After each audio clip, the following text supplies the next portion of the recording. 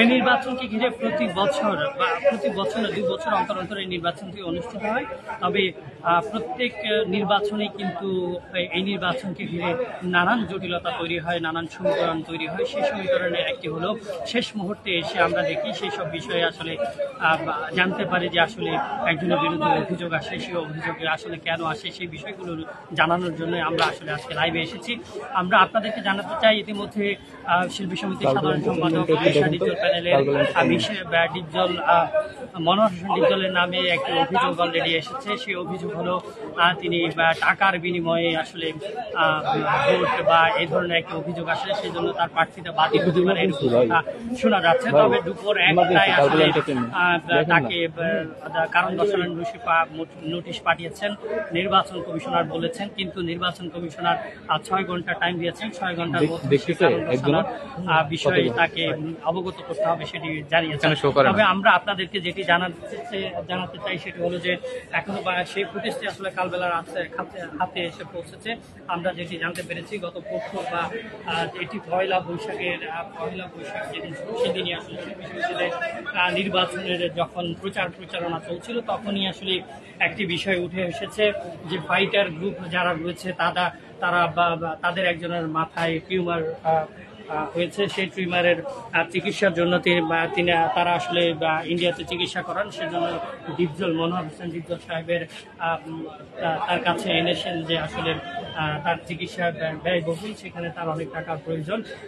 কিছু টাকা দিয়ে তাকে চিকিৎসা করানো হয়েছে, এখনো পর্যন্ত তার আরও চিকিৎসা ব্যয়ভার বহন করতে হবে। সেজন্য আসলে মিশা সদাগর যে ফুটেজ আমাদের হাতে এসেছে সেখানে অনেক সংবাদ, অনেক মিডিয়া, সব মিডিয়া বিশেষ করে অনেক মিডিয়া হাউসে ছিল বা মিডিয়ার সংবাদকর্মীরা ছিলেন, সেখানে আসলে সেই বিষয়টি উঠে এসেছে এবং সেখানে তারা সেখানে মনোহর হোসেন ডিপজল তাদেরকে আশ্বস্ত করেছেন সেই দিনই আসলে চিকিৎসার জন্য টাকাটা প্রদান করবেন, 2 লাখ টাকা। সেটি আসলে শিল্পী সমিতির নির্বাচন কেন্দ্রিক বা কোনো এই ধরনের কোনো বিষয় ছিল না, সেটি আসলে আমরা জানতে পেরেছি। তবে আমরা এই বিষয়টি নিয়ে আসলে প্রধান নির্বাচন কমিশনার খসরু তাকে নোটিশ পাঠিয়েছেন। তবে নোটিশের বিষয়ে আমরা যখন 6টার দিকে আমরা আসলে বিষয়টি অবগত হতে পেরেছি যে যার নামে আসলে এই বিষয়টি কারণ দর্শানোর নোটিশ পাঠিয়েছেন তার কাছ অবধি এখনো পৌঁছায়নি। যদিও প্রধান নির্বাচন কমিশনার বলেছেন যে 6 ঘন্টার মধ্যে তাকে কারণ দর্শাতে হবে, কিন্তু সেটি আসলে কতটা সম্ভব হবে সেটি এখনো পর্যন্ত আমাদের কাছে সে তথ্য এসে পৌঁছায়নি। সে তথ্য আসলে আমরা নিশ্চয়ই আপনাদেরকে শেয়ার করব।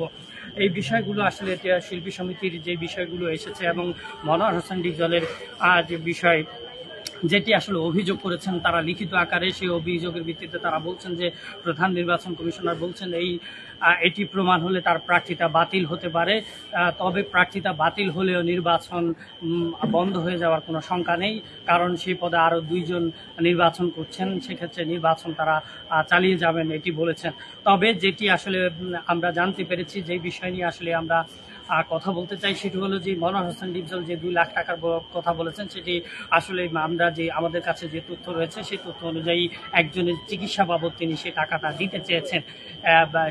সেটিকে আসলে একটি ইস্যু বানিয়ে তারা অভিযোগ করছে, সেটিকে ইস্যু বানিয়ে আমার ডিপজল এবং মিশা প্যানেলের অনেকের সাথে কথা হয়েছে, তারা বলছেন এটিকে আসলে ইস্যু বানিয়ে মনোহর হোসেন ডিপজলের যে সাধারণ সম্পাদকের পদ সেখান থেকে আসলে তাকে নির্বাচন থেকে সরে যাওয়ার কথা বলেছেন।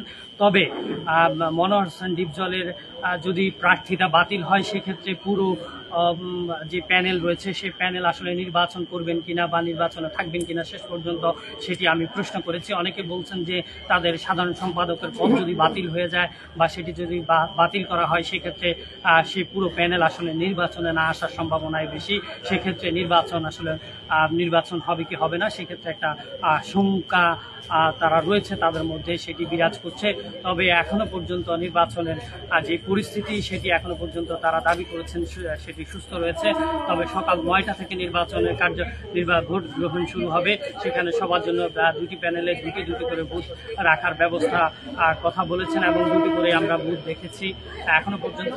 তবে মিশা সওদাগরের সাথে আমরা কথা বলেছি, তিনি বলেছেন, যিনি ডিপজল মিশা প্যানেলের সভাপতি, তিনি বলেছেন যে নির্বাচনী সবকিছু মেনেই আসলে তারা নির্বাচন প্রক্রিয়া অংশগ্রহণ করেছেন এবং এমন কিছু তারা করতে চান না বা করছেন না যে নির্বাচনের আচরণবিধি লঙ্ঘন হবে।